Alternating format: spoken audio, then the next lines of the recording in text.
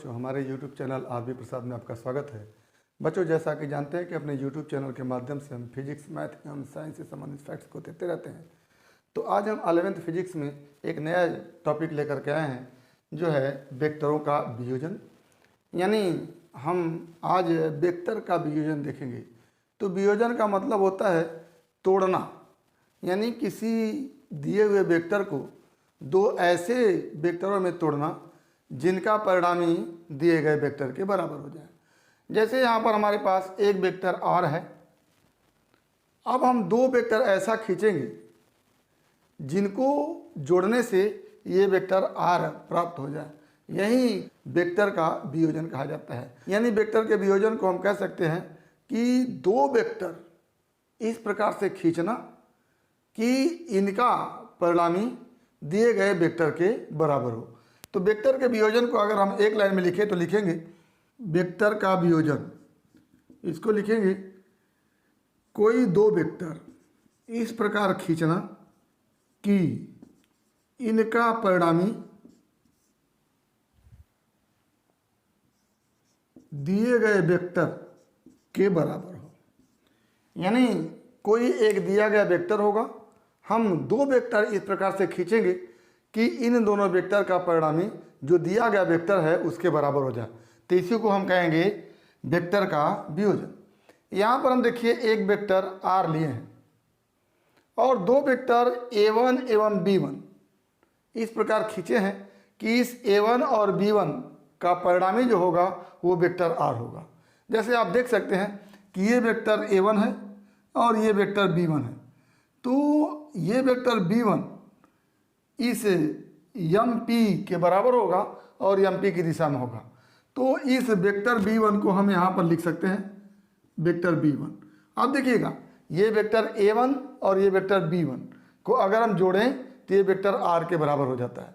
तो हम कहते हैं कि ये वेक्टर का वियोजन हो गया। यानी वेक्टर r है, इसको दो वेक्टरों a1 और b1 में हम तोड़े हैं इस प्रकार से कि a1 और b1 का जोड़ जो हो वो वेक्टर r के बराबर हो जाए।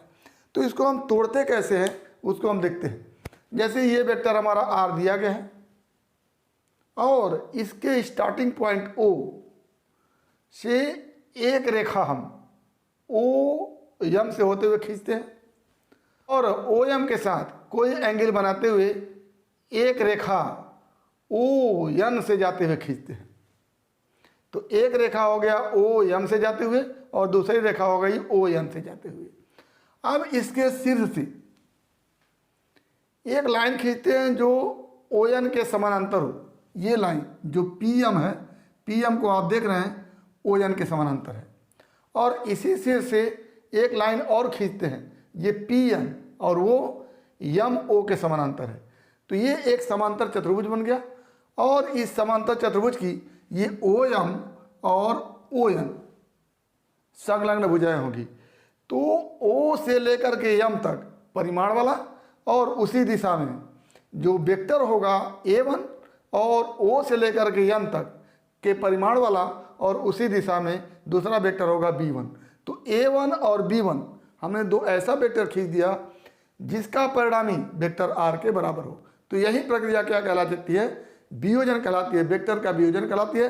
अब ये A1 और B1, वेक्टर A1 और वेक्टर B1 ये क्या हो जाएंगे? कंपोनेंट वेक्टर हो जाएंगे, घटक वेक्टर हो जाएंगे किसके? R की। तो A1 B1 क्या हो गया? घटक वेक्टर, इंग्लिश में कंपोनेंट वेक्टर किसकी? R की। तो A1 और B1 क्या हो गए? घटक वेक्टर हो गए R के।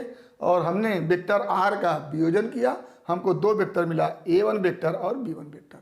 बिल्कुल इसी तरह से हम अगर इसी वेक्टर R का फिर वियोजन करना चाहें तो ये वेक्टर R है, इसके टेल से, पुच्छ से एक लाइन O से जाते हुए M से जाते हुए इस तरह से खींच लिया और दूसरी लाइन किसी दूसरे एंगल पर, ये एंगल लिखिए OM और ON के बीच ये एंगल है और यहाँ पर हम OM ये लाइन खींचे हैं, किसी दूसरे एंगल पर हमने ON से जाते हुए एक लाइन खींच दिया।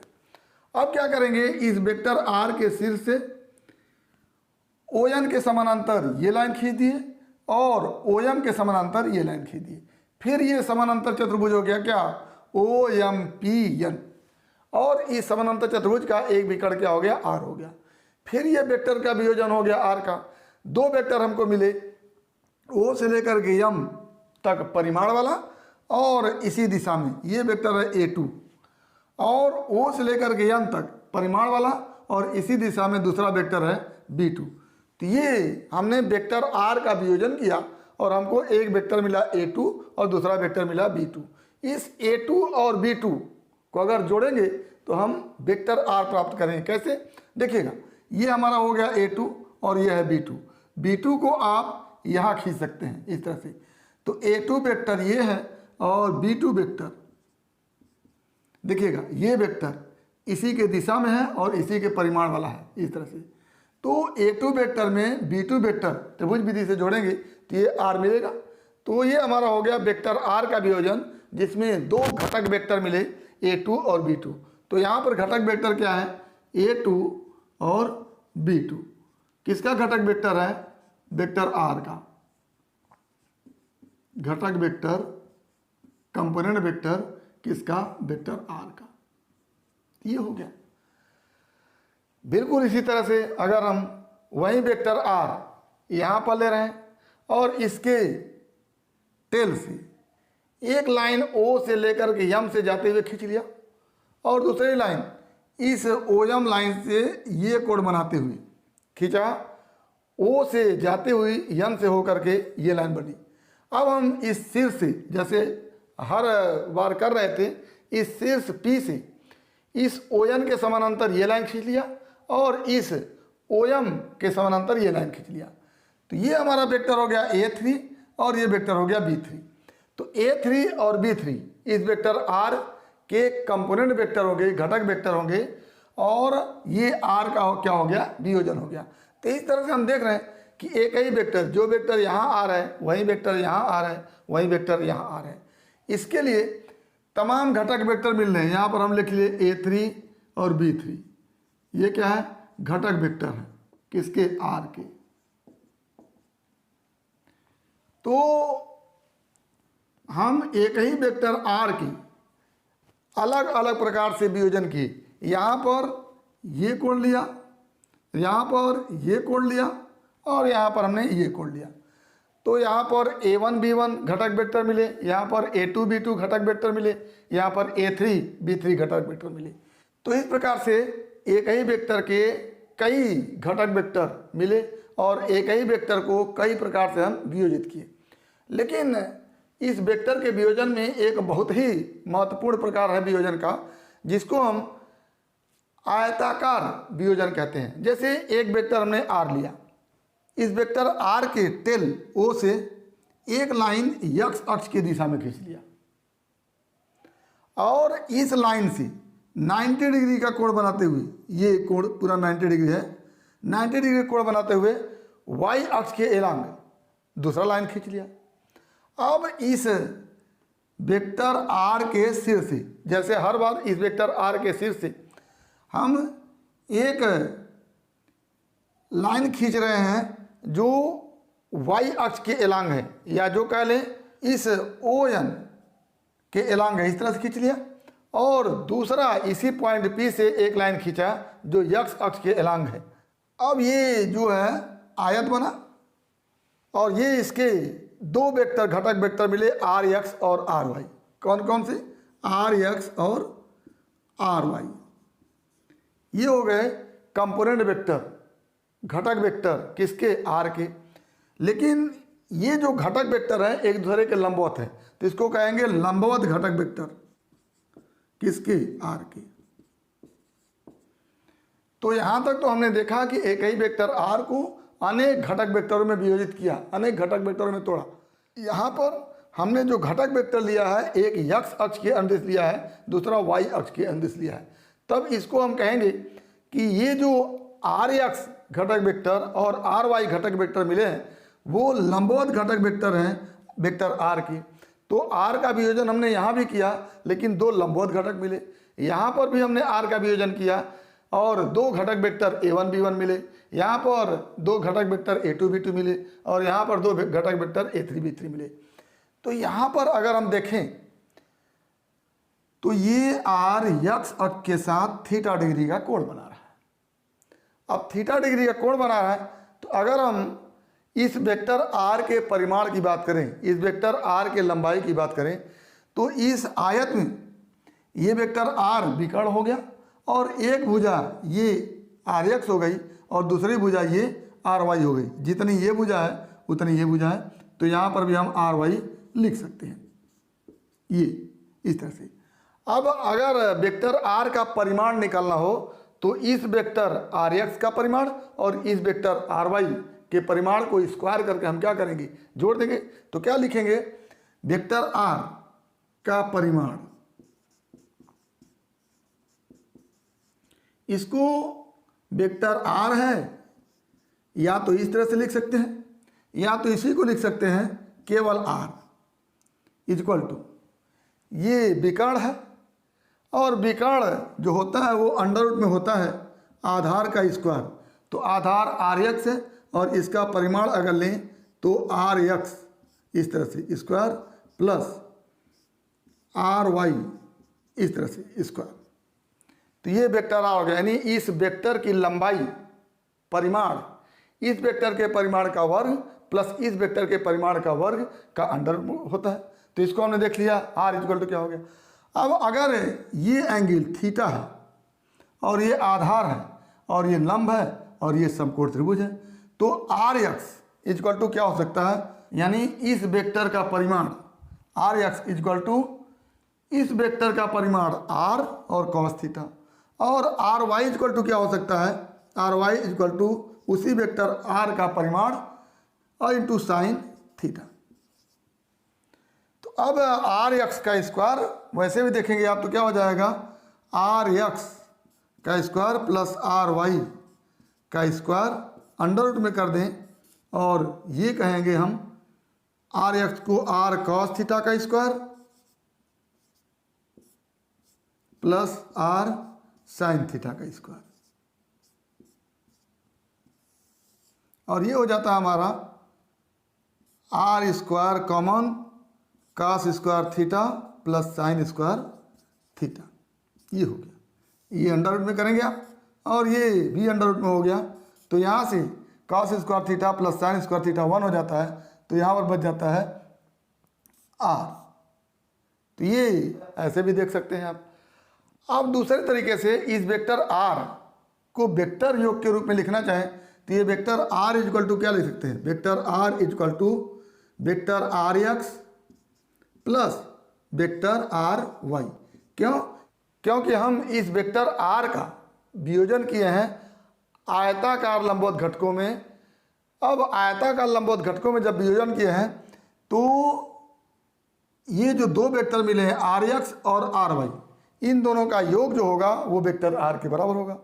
अब हम अगर इसको वेक्टर r इक्वल टू लिखें, यहाँ से वेक्टर r इक्वल टू इस वेक्टर rx का परिमाण केवल rx और इसकी दिशा, तो इसकी दिशा x अक्ष के अनुदिश है, तो x अक्ष के अनुदिश दिशा को हम i कैप से लिखते हैं। i कैप क्या होता है, x अक्ष की दिशा में एकांक वेक्टर होता है। तो एकांक वेक्टर का मतलब परिमाण 1 और दिशा x अक्ष की। तो एक तरह से i कैप जो होता है वो x अक्ष की दिशा होती है और j कैप जो होता है वो y अक्ष की दिशा होती है। तो rx परिमाण हो गया और x अक्ष की दिशा के लिए हमने i लगा दिया और प्लस ry y अक्ष के अनुदिश परिमाण हो गया और इंटू क्या हो गया, j कैप। अब अगर इसी में z अक्ष की अनुदिश में हमको दिखाना होता तो क्या लिखते हैं, vector r equal to rx i cap plus ry j cap plus rz k cap. तो इस तरह से भी दिखा देते। तो ये हमारा वेक्टर r अगर दो लंबवत घटकों में वियोजित है और दोनों लंबवत घटक क्रमशः x अक्ष के अनुदिश और y अक्ष के अनुदिश हैं, तो वेक्टर r को आप लिख सकते हैं rx i plus ry j। अगर ये वेक्टर a होता और यहाँ पर ए एक्स लिखते, यहाँ पर ए वाई लिखते, तो क्या होता, A vector is equal to A X I cap plus A Y J cap, तो इस तरह से लिख लेते। तो जैसा वेक्टर होगा उसके हिसाब से कंपोनेंट का नाम रखेंगे, उसके हिसाब से आई जे के कैप लगाएंगे। तो ये हमारा हो गया वेक्टरों का वियोजन। क्या हमने देखा कि वेक्टरों के वियोजन का मतलब होता है कि दो वेक्टर इस प्रकार से खींचना कि उनका परिणामी किसी दिए गए वेक्टर के बराबर हो जाए। यहाँ पर हमने a1 वेक्टर खींचा, b1 वेक्टर खींचा, इस प्रकार से कि a1 और b1 का जोड़ क्या हो, r के बराबर हो जाए, जो दिया गया वेक्टर है। तो वेक्टर r दिया गया है, इसको a1 और b1 कंपोनेंट में बांटा। यहाँ पर वेक्टर r है, इसको a2 और b2 कंपोनेंट में बांटा। यहाँ पर वेक्टर r है, इसको a3 और b3 कंपोनेंट में बांटा। यहाँ पर एक स्पेशल केस है कि ये वेक्टर r है और इस वेक्टर को दो लंबवत घटकों में विभाजित किया है, दो लंबवत घटकों में बांटे हैं। तो लंबवत घटकों में बांटने के लिए एक लाइन खींचते हैं x अक्ष की अंदिश और दूसरी लाइन खींचते हैं y अक्ष की अंदिश। अब इस वेक्टर r के शीर्ष से क्या करते हैं कि y अक्ष के अंदिश एक लाइन खींचते हुए यहाँ पर ले जाते हैं और x अक्ष के अंदिश एक लाइन खींचते हुए यहाँ पर लाते हैं। ये एक आयत बन गया OMPN, ये आयत बना और इस आयत का विकर्ण r हो गया। अब इस आयत के विकर्ण r को अगर देखें हम तो संलग्न भुजा RX और RY के योग के बराबर होगा। समांतर चतुर्भुज में हम पढ़ चुके हैं। तो ये वेक्टर r इक्वल टू क्या लिखेंगे, vector RX plus vector RY, इस तरह से। अब RX को लंबकोणीय एकांक वेक्टर के रूप में लिखना चाहें तो वेक्टर r इक्वल टू इस वेक्टर का परिमाण RX इंटू x अक्ष की दिशा I प्लस इस RY वेक्टर का परिमाण RY और इस y अक्ष की दिशा J। अगर ये वेक्टर J की दिशा में भी हो तो क्या लिखेंगे, vector r equal to RX into I, RY into J और RZ इंटू K। तो ये दो ऐसे इक्वेशन हैं जिनमें किसी एक वेक्टर को x अक्ष के अंदिश कंपोनेंट और y अक्ष के अंदिश कंपोनेंट के योग के रूप में देखा गया। और यहाँ पर जो ये इक्वेशन है, ये इक्वेशन z अक्ष के अंदिश कंपोनेंट के रूप में भी देखा गया है। तो ये हमारा हो गया वेक्टरों का वियोजन, जिसमें हमने किसी एक वेक्टर को अलग अलग घटक वेक्टरों के रूप में वियोजित किया है और एक वेक्टर r को हमने आयताकार लंबवत घटक में वियोजित किया है और इस वेक्टर r को लंबवत घटकों के रूप में किस रूप से लिखा जाता है उसको हमने देखा। तो उम्मीद करते हैं कि टॉपिक आपको समझ में आया होगा। अगर इसमें किसी प्रकार की समस्या है तो आप हमारे YouTube चैनल के कमेंट बॉक्स में कमेंट करके अपनी समस्या का समाधान करेंगे। और यदि वीडियो क्लिप पसंद आया तो प्लीज़ लाइक करेंगे, शेयर करेंगे, साथ ही हमारे YouTube चैनल को सब्सक्राइब अवश्य करेंगे ताकि हमारे द्वारा दिए गए हर वीडियो क्लिप का नोटिफिकेशन आपको मिलता रहे। तो आज बस इतना ही। अगला टॉपिक अगले वीडियो क्लिप में एक बार फिर आपके भविष्य के लिए बेस्ट ऑफ लक। धन्यवाद।